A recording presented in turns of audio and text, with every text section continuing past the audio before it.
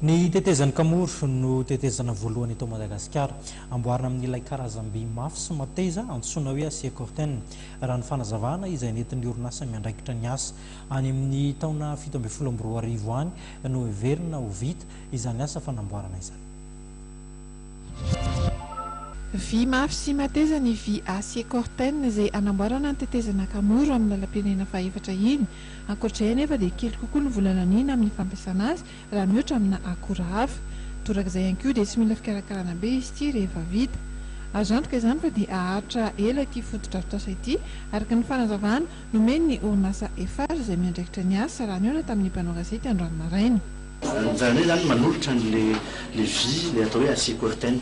Ka io vy io zany no anamboaranay no apetraka amin'ny tetezan'ny kamoro vaovao izay ataon'ny Eiffage io izay mihoatra eo amin'ny 300 metatra eo zany ny halavany. Ka io mihitsy le mipetraka hoe le tena lanjan'le acier corten zany eto Madagasikara dia izay izy le tsy mila fikarakarana zay, tsy mila mbola averina lokoina tsony fa tonga dia am'le caractéristique an'le vy mihitsy zany no tonga dia efa hoe mipetraka eo izy dia tonga dia mipetraka eo le izy araka amin'ny tenin'ny vazaha hoe mialatsiny aloha hoe avy izy zany hoe mandramaty moa fa inona moa hoe maty fa hoe 100 taona zao ohatra ny hoe garantie siavana an'le tetezan'ny kamoro vaovao dia nefa mihoatra an'izay namany no azo tenenina fa amin'izay zany manao économie zany ny gouvernement tsy mila tsony hoe mandefa isaky ny 10 taona isaky ny 10 taona manao an'izay entretien zay.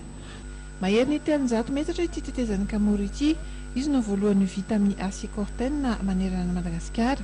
Amin'ny taona 2014 no nanomboka ny asa ary tsy fanina raha tsy amin'ny 2017. Ny ministeran'ny asa vaventy no mampanao izany asa izany raha toka ny banky iraisam-pirenena kosa no mamatsy vola.